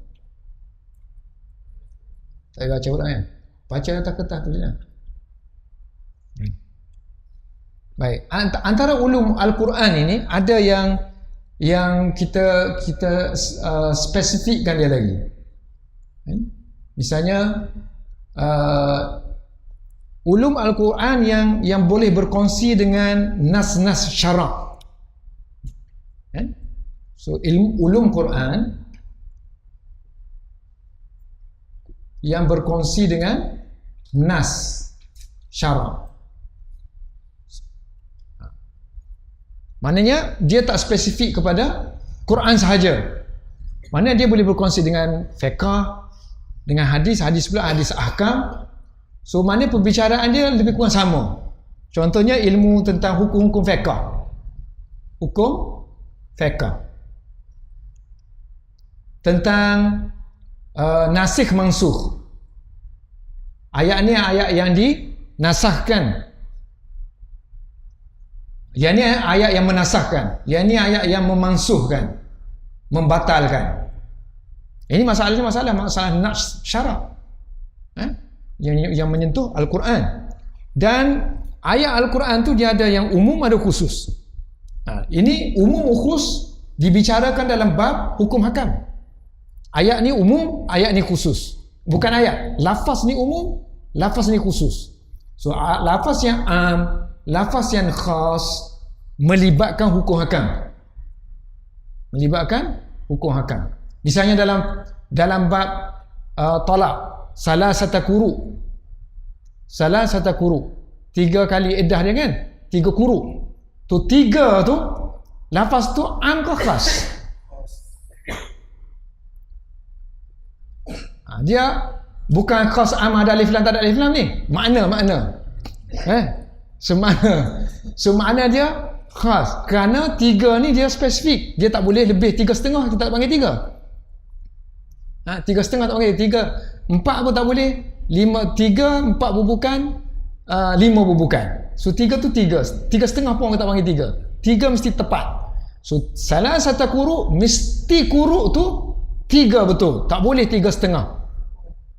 So mazhab Hanafi dia ambil salah satu kuruk, dia menggunakan istinbat berdasarkan kepada lafaz salasah, bukan berdasarkan lafaz kuruk. Bukan berdasarkan kuruk. Syafi'i berdasarkan lafaz kuruk. Berdasarkan lafaz kuruk. 3 kali kuruk. Sebab dia kata salah satu kuruk, salasah ada ta. Jadi kuruk tak ada ta. Sebila tak ada ta, dia mesti lelaki. Dia adat dengan makdud mesti berlawanan kan? So bila dia sini lelaki, so dia haid ke tuhur? Tuhur lah. Sebab haid tu perempuan. So kuruk itu takwilnya ialah suci. Kerana kuruk boleh 2 makna. Haid ataupun tahir.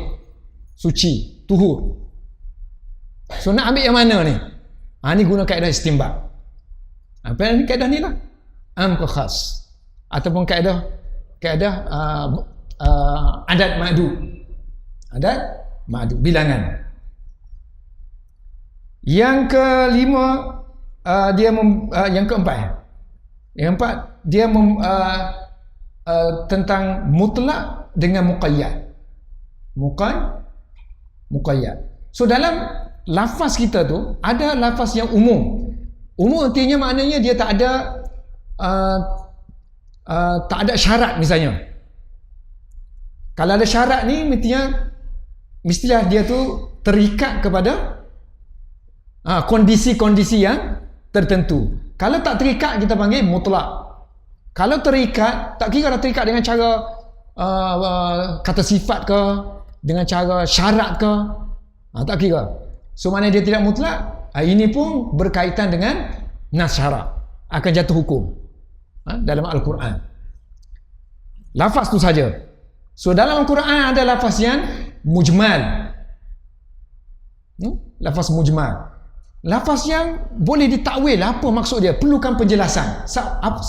Siapa yang akan menjelaskan? Nabi SAW akan menjelaskan. Kan? Lawan dia lafaz mubayyan, yang telah dijelaskan dah, clear. So mujmal memerlukan kepada penjelasan. Misalnya Hanafi kan, macam qada mahar. Qada mahar dalam Al-Quran tu faradna, kami fardukan dan kami tetapkan. Faradna ni kami tetapkan. So dalam Al-Quran cari kami tetapkan berapa, tak ada. Dan faradna ni ialah lafaz yang mujmal, tak tahu berapa. So mesti kena tengok kepada Nabi ada terang tak. Sebab itulah dia dalam mazhab dia mahar ni wajib 10 dirham. Mesti ada ketetapan 10 dirham at least.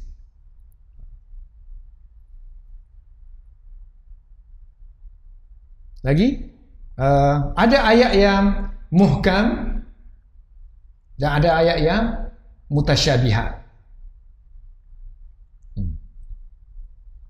Ada ayat muhkam, ayat yang mutasyabihat. Nanti kita akan belajar semua ni. Dan ada ilmu ulum Al-Quran, ulum Quran yang dalam ulum Quran tu juga membicarakan tentang masalah bahasa. Ya. Dan masalah bahasa boleh berkongsi dengan ilmu kebahasaan. Ilmu bahasa Arab. Ilmu bahasa Arab kadang-kadang orang tak tumpu kepada Al-Quran pun dia masih belajar bahasa Arab kan. So dalam ulum Quran tu sendiri ada ilmu bahasa dan dia berkongsi dengan ilmu bahasa tu sendiri. So ulum ilmu bahasa. Ilmu bahasa. Apa ilmu bahasa yang ada? Ilmu ma'ani Al-Quran. Yang kita dululah i'rab Quran.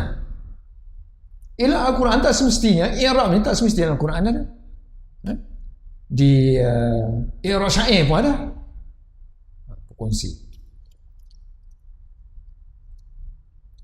Dalam syair pun ada mutasyabihat. Ada yang tak jelas maknanya, mutasyabihat. Mutasyabihat Quran juga adalah termasuk berkongsi dengan ilmu bahasa. Tentang uslub-uslub yang digunakan. Gaya bahasa. Arabik itu mempunyai gaya bahasa. Gaya bahasa yang sendiri kita panggil asalibil Quran. Asalibil Quran. Dan kita ada ilmu lughat. Ilmu dictionary. So, lughatul Quran.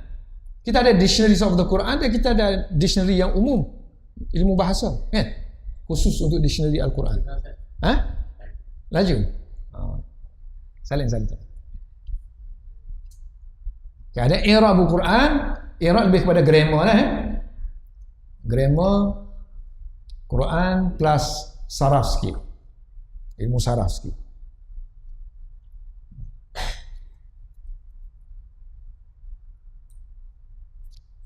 Ilmu tentang mutasyabih dan mutasyabihat dalam Al-Quran. Ada ayat-ayat, ada kalimah-kalimah yang mutasyabih, yang tak jelas, yang ada juga dalam ilmu bahasa juga. Ada tentang uslub gaya bahasa. Gaya bahasa ni bahasa nak marah, ini bahasa ni gaya bahasa ta'ajub. Kan? So benda ni, uslub ni sama yang ada dalam ilmu bahasa juga. Bahasa Arab tu sendiri. Dan ilmu lughat. Ilmu lughat, sebagaimana dalam bahasa ada lughat, ada kamus. Begitu juga Quran juga, ulum Quran ni salah satu ilmu dia ialah membicarakan tentang lughah Al-Quran. Lughah Al-Quran. Lughat tu. Bahasa. Logat. Boleh lah. Dialek daripada kalimah lah maksudnya. Kalimah tu yang macam-macam kan. So logat tu dia dah campur dengan ni dah. Dah campur dengan asalib dah kan.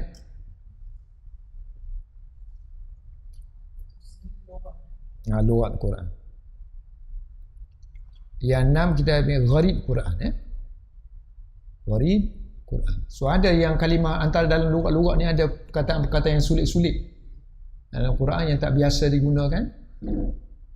Dalam hadis pun kita ada gharib hadis. Gharib mana yang aneh, asing.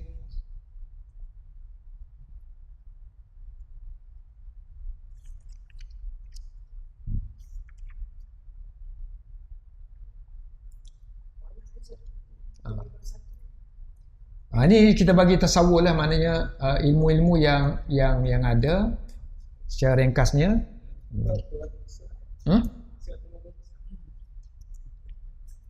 Ini mukadimah aja, yang nanti kita start dia cepat je.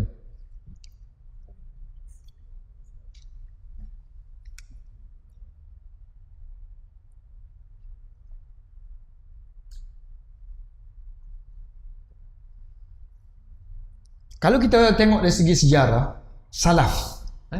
So salaf dia tak banyak menumpukan kepada ilmu-ilmu banyak yang kita akan sebut ni. Ini kemudian bila orang susuk ilmu Quran, so jadi banyaklah bila zaman tu dah berlalu kan. Kalau salaf tu sendiri, generasi yang pertama, sahabat, tabi'i dengan tabi'i, tu sikit saja ilmu yang dibicarakan. Dia bicarakan tentang sebab nuzul saja.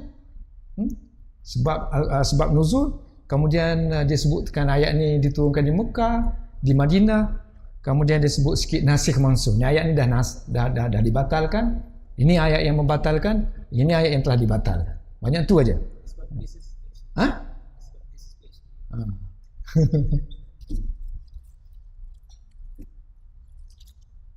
Dan kemudian selepas tu, ini ilmu yang menjadi kebiasaan orang Arab kita panggil. Ilmu yang kebiasaan first generations of Arab. Lepas tu bila dah ilmu dah masuk dalam masuknya macam-macam pembukaan kota, ilmu pun dah campur dengan ilmu-ilmu orang lain, terutama pada waktu itu ilmu falsafah kan, Yunan. So, ilmu mantik, ilmu falsafah itu dimasukkan dan di-adjustkan dengan kefahaman Al-Quran. Itu ilmu ni ilmu yang tak di orang Arab biasa lah, bukan tidak menjadi kebiasaan Arab untuk memahami ilmu tersebut. Jadi 3 ilmu tadi, ilmu apa tadi? Ilmu tentang sebab nuzul, ilmu tentang Makki Madani, ilmu tentang nasikh mansukh. Ini wasilah yang digunakan untuk faham Al-Quran oleh generasi yang terdahulu.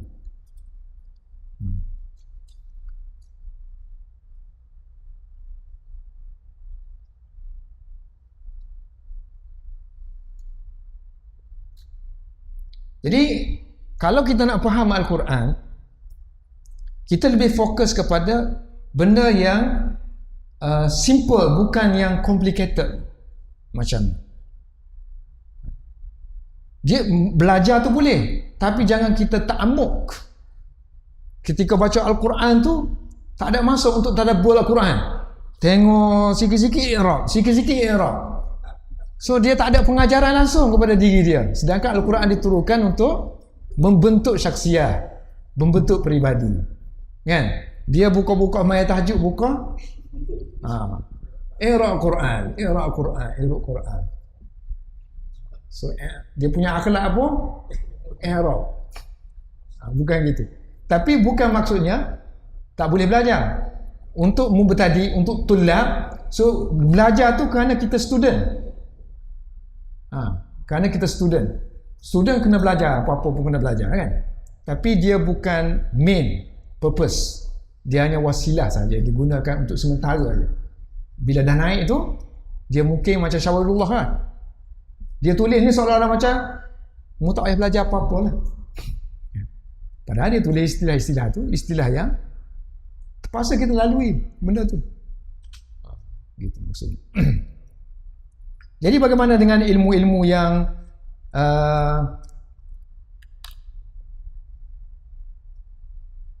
macam kalau Quran contohnya menyebut tentang kisah-kisah. So kita belajar hanya tentang kisah-kisah Al-Quran secara umum maksudnya.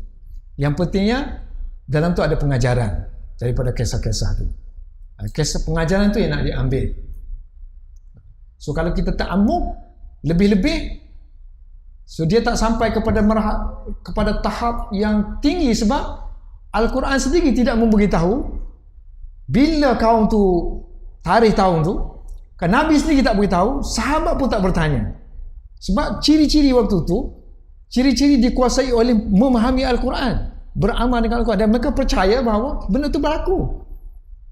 Kan? So, kalau mereka sidik pun sekadar untuk menambahkan pengetahuan. Dan mereka tahu bahawa di sana kemungkinan ada lagi kemungkinan yang lain. Kan? Macam ilmu sains. Setakat mana kita nak tatbikkan Al-Quran dengan sains? Penemuan sains. Adakah kita nak tatwikkan ayat Al-Quran itu supaya tunduk kepada sains, ataupun sains itu kena tunduk kepada Al-Quran? Sebab sains sendiri pun perkembangan dia tak tentu.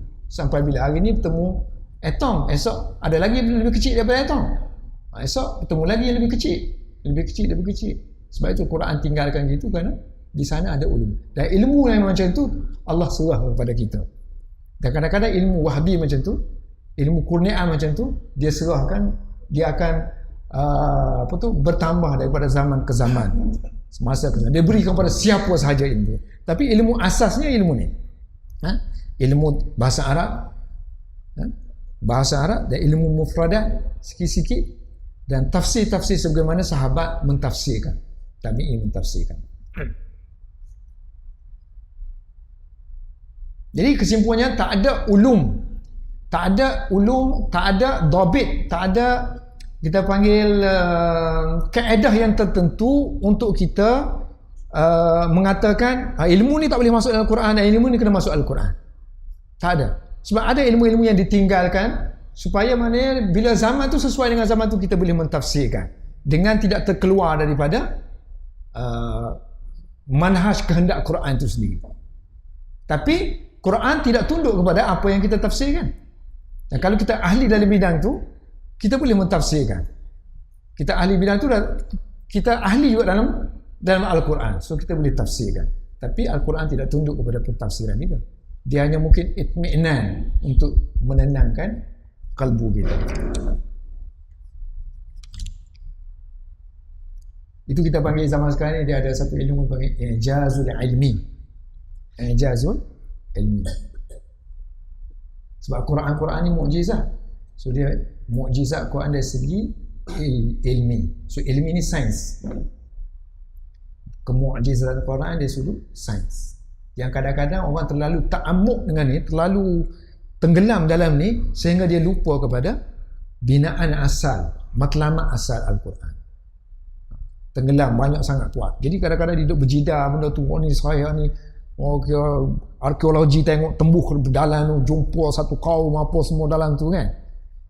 Tak lama kemudian jumpa lagi, terbata. Jadi orang ni lawan tu lawan. Quran kata dia sendiri entah ke mana akhlak dia kan, matlamat Al-Quran untuk memberi pencerahan kepada orang, menukarkan orang daripada hidup dalam kegelapan kepada hidayah, daripada solat kepada tak solat, daripada tak solat kepada solat kan, daripada solat sikit boleh solat banyak, daripada tak baca Quran boleh baca Quran, daripada tidak bermuamalah dengan manusia secara Islami, bermuamalah secara Islami kan. Itu matlamat Islam kan. Tapi dia nak supaya benda tu berlaku hasil daripada pendidikan Al-Quran. Al-Quran tu didik kita. Benda-benda tu padahal kita boleh belajar pun melalui civic pun boleh. Kan civic, pelajaran civic kan suruh dia jadi molek lah kau. Kan? Kita pun belajar civic, tapi tak melalui ruh Al-Quran. Sebab Al-Quran boleh membentuk. Ini yang nak dikupaskan oleh Syekh Waliullah Dahlawi. Jadi rujukan asal untuk faham Al-Quran ialah sahabat. Itu rujukan. Kemudian tabi'i dan tabi'in tabi'in. Kefahaman mereka adalah hujah. Kefahaman kita bukan hujah. Hujah jadi hujah. Kalau kita tengok tafsir Ibn Abbas, itu hujah. Kadang-kadang tafsir mereka berlainan. Itu kita panggil tanawwu'. Kemungkinan lughah kerana mereka ahli bahasa. Tanawwu'. Mungkin makna-makna gini memang dipakai pun makna gini. Mungkin dipakai makna gini. Dua-dua pakai. So tanawwu' boleh pakai dua-dua. Kalau ta'arud, kadang-kadang ta'arud betul-betul, mana berlawanan, bukan tanawwu' lagi. So kita tarjihkan, maknanya kita pilih mana yang dari segi lughahnya dipakai oleh masyarakat Arab. Dia lebih dipakai. Itu dia.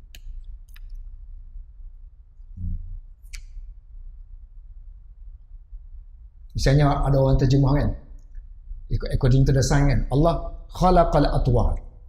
Allah telah menciptakan peringkat-peringkat. Sebab tu dia kata Darwin betul kan? Manusia ni diciptakan melalui evolusi atwar. Kerana dia tak pergi atwar tu mana tahu tu makna apa dalam Quran dari segi lughahnya, dari segi penggunaan bahasa. Adakah maksud dia gitu? Kalau gitu semua orang boleh tafsir belakang kan? So kita kena kembali kepada asal. Sebab tu kita dah ajar nahwu saraf tu pasal apa? Supaya boleh kita pergi cari itu. Bukan itu matlamat pun, alat untuk menggali nak pergi buka makna lughah asal tu dalam al-qamus ke, dalam lughah gharaibul Quran ke kan, dictionary yang mengumpulkan masalah bahasa. Dan dia kata tafsir juga harus sesuai dengan siyak ayat, konteks ayat. Siyak itu ni siyakul ayat.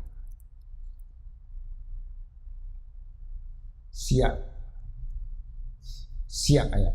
So di samping tadi kita kata harus bergantung kepada kefahaman sahabat. Kemudian kalau ada ikhtilaf di kalangan mereka tu, ada yang jenis tanawwu', ada yang jenis memang tadad, berlawanan. Semua tugas kita tarjih aja, yang mana yang lebih rajih. Dan setiap tafsir harus menepati lughah tu sendiri. Dan ahli sains kadang dia tengok tu sesuai dengan dia kan. Kita tengok kan banyak dia kata fakta-fakta sains dalam Quran kan. So kadang kita tengok dari segi bahasa pun bukan menepati, cuma kebetulan itu sesuai kebetulannya, tapi kehendak sebenar bukan gitu.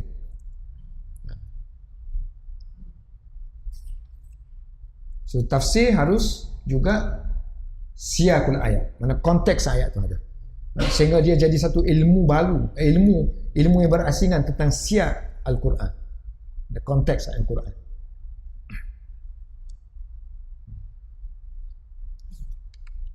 Lepas tu barulah next nanti kita akan sentuh tajuk yang sebenarnya lah, secara detailnya tentang ilmu tafsir kita.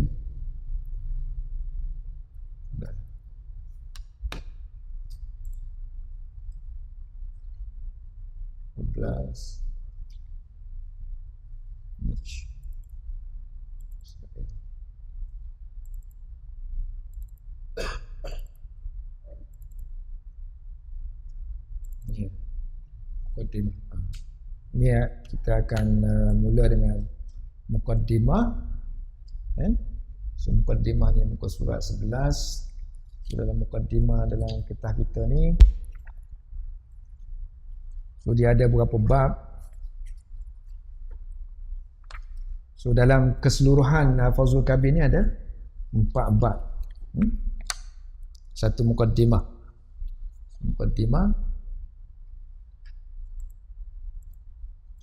Kemudian ada al-babul awal kan. Setelah tu dia ada 4 bab, dan setiap bab tu ada unit-unit yang kita namakan sebagai fasal. Muka surat 2 tu kan. So bab secara umumnya ada 3 bab. Muka surat depan tu babul awal, kemudian bab yang kedua, bab pertama menyentuh tentang 5 ulum, bab kedua menyentuh tentang makna-makna yang tersembunyi dalam memahami ayat Al-Quran, bab ketiga menyentuh tentang bentuk-bentuk keindahan ayat Al-Quran, keempat menyentuh tentang manhaj yang digunakan dalam pentafsiran Al-Quran daripada satu zaman kepada satu zaman. Manhaj maknanya uslub, kaedah yang digunakan oleh generasi dari satu generasi ke satu generasi, bermula daripada sahabat kepada tabi'in. Dan setiap bab tu akan ada unit-unit kecil. Unit itu kita panggil fasal dalam bahasa Arab kan. Fasal awal muka surat 2 tu, fasal 1, setiap bab 1 ada 2 fasal, 2 unit. Bab 1 kita ni bab tentang apa tu, ilmu 5 ulum tu kan. So 5 ulum, 5 ilmu yang bersangkut paut dengan apa, kandungan ayat Al-Quran. Ada 2 fasal. Bab yang kedua ada 5 unit. Bab yang kedua ada 5 unit, dan bab yang ketiga ada 4 unit. Akhir sekali bab yang keempat ada 4 unit. Bukunya kecil je. Unit-unit ni nampak aja besarnya, tapi kecil-kecil sikit je ada. Kalau yang Maulana Salman terjemah ni ada 123 pages saja. Kalau buku yang kita ada ni ada 108 muka surat. 108 muka surat sahaja. Buku yang sangat kecil. Usul tafsir. Manhaj metodologi.